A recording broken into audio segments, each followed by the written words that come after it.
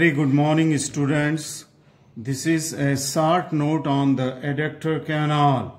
Okay, and if a short note on adductor canal comes, you will have to write under the following heads: its introduction, the boundary of the adductor canal, the contents of the adductor canal, and lastly applied importance. Okay, I have just drawn a rough outline of the diagram which I will draw. Okay, so just bring your notebook and pencil so that keep on drawing with me and writing the notes with me. Okay, let us come first to the introduction of the adductor canal. The adductor canal is also called as subsartorial canal. It is called as subsartorial because it lies deep to the sartorius muscle. Okay, that's why it is called as subsartorial canal. Now it is a fibromuscular canal, that is in between the muscles, and on one side there is a fibrous membrane, hence it is called as fibromuscular canal. Now this is located in the deep to the sartorius muscle on the medial aspect of the middle 1/3 of the thigh. Okay, in the upper 1/3 of the thigh I told you that there was femoral triangle. In the middle 1/3 of the thigh, this is a adductor canal is located. Now if you will see this canal, it is triangular in shape, that means in cross section, and will have the many boundaries. Now this subsartorial canal or the adductor canal, it extends from the apex of the femoral triangle. Okay, and it ends at the adductor opening in the adductor magnus. Okay, and this adductor opening in adductor magnus is at the junction of the intermediate 1/3 and the lower 1/3 of the thigh. That's why this canal lies in the intermediate 1/3 of the thigh. Okay, now this canal gives passage to the important contents of the femoral triangle. And what were the contents of femoral triangle? It was the femoral vein, femoral artery, and now here will be the branches of the femoral nerve will be there. So the contents of femoral triangle, they pass through this canal from the apex of the femoral triangle, and it goes right up to the adductor canal, where this femoral artery and femoral vein will pass on to the popliteal fossa.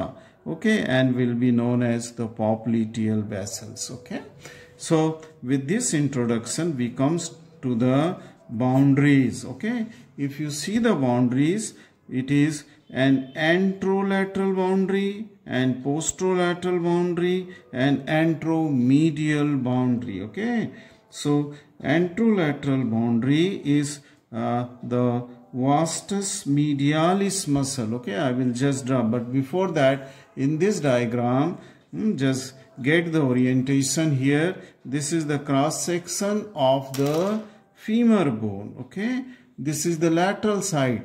Okay, and this is the medial side of the thigh. Okay, so this is through the median plane. This is the anterior aspect, and this is the posterior aspect of the thigh. So the boundaries anterolaterally was by the vastus medialis. So it is vastus medialis muscle is onto the anterolateral side. Okay, not anteromedial, anterolateral side. This is towards, because this is the lateral side, and this muscle here is the vastus medialis muscle. Okay, just I have drawn the muscle. Vastus medialis muscle attached to the femur bone. Okay, so this is the vastus medialis. I will just vastus medialis muscle. Right, so this is an anterolateral boundary. Then posteriorly, this is bounded by the adductor longus and adductor magnus muscle. Okay, so in the upper part of the this adductor canal, it will be the adductor longus, and as the canal go down, okay, this will be replaced by adductor magnus. So this is adductor longus and adductor magnus. For example, this section is passing through the adductor magnus. So this is the adductor magnus origin from the linea aspera, and then this is the muscle that is called as the adductor magnus muscle. So just I am drawing this muscle, adductor magnus muscle here.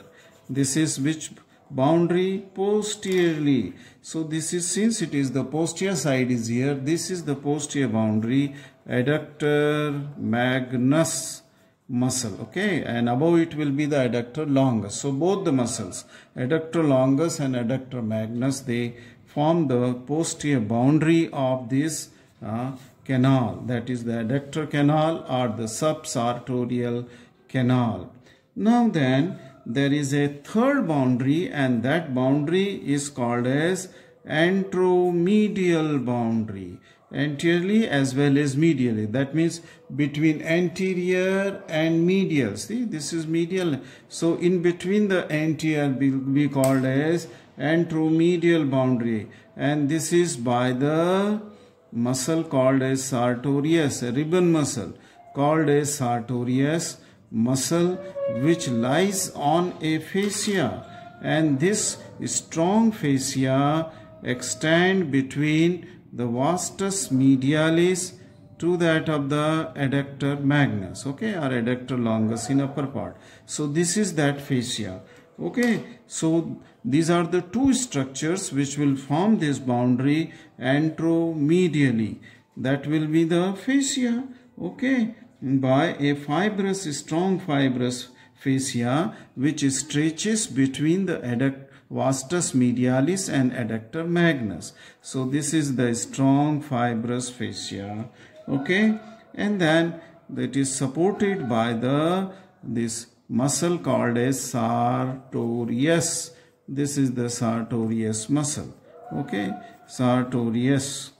And then posteriorly, this was the adductor longus and magnus, longus oblique magnus. So these are the boundaries, note down. So these are the boundaries of the structures, okay, means the adductor canals. Once again, I will just very quickly tell you, it is the anterolaterally, the femur is here, lateral side is here, okay. It is formed by the vastus medialis, posteriorly in upper part adductor longus, in lower part adductor magnus, and then anteromedially it is formed by the fascia which is stretching between the adductor vastus medialis and adductor magnus, on which lies the sartorius, okay, sartorius muscle is there, okay. Okay, these were the boundaries, okay, of the thus the canal is here, okay. You can see the canal, see this canal. Thus the outline of this canal is triangular in shape. So this is a triangular canal adductor extending from apex of the adductor, I mean say femoral triangle, to the of the adductor opening in the intermediate 1/3 of the thigh on the medial aspect, anteromedial aspect, okay. Let us come to the contents. What are the contents in this? The contents are the femoral artery, okay. We have seen that femoral artery was entering into the apex of the femoral triangle. So this is femoral artery which will lie anterior and lateral now, okay. I mean say anterior to this structure, what is called as the vein, okay, vein, anterior to the vein, okay, and gradually it will come to the lateral side, okay, I mean say medial side, and vein will go to the lateral side, because in femoral triangle artery was lateral and vein was medial, but as it will go to the adductor opening into the lowermost part of the adductor canal, the direction will reverse, okay. Artery will come medial and vein will go lateral, okay. Of course, the artery will be always anterior, okay, to the anterior to the vein, that is the femoral vein. So these are two contents, that is the femoral artery, okay, and this is femoral vein, Okay, and then there are the nerves. Which are the nerves? Nerves are, let me just write here, femoral artery, femoral vein, and there will be a nerve which will lie onto the surface of the artery or anterior to the artery and crossing it. Okay, it will be crossing it from lateral to medial side, and this artery is the this nerve is the saphenous nerve, cutaneous nerve. Okay, saphenous nerve coming from the femoral nerve. So this is the saphenous nerve, right? Saphenous nerve. Now this saphenous nerve will then pierce the roof of the adductor canal in lower part and will come out to supply the skin, the longest cutaneous nerve. Okay. Then there will be a nerve to vastus medialis. See, this was vastus medialis muscle, and on the surface of which and penetrating to this is the nerve to vastus medialis. So this is nerve to vastus medialis muscle. Okay, so this is a motor supply to the vastus medialis muscle. Okay, then the obturator nerve, few fine tweaks of the obturator nerve, posterior division of the obturator nerve will send fibers onto the surface of adductor magnus, which will go and supply to the knee joint. Okay, so it is obturator nerve, that is posterior division of the obturator nerve. This will be supplying to the present inside the adductor canal. Okay, and then lastly it is the descending genicular artery. Okay, and this descending genicular artery, okay, descending genicular artery, genicular means for the joint. Okay, so the descending genicular artery is a branch from the femoral artery.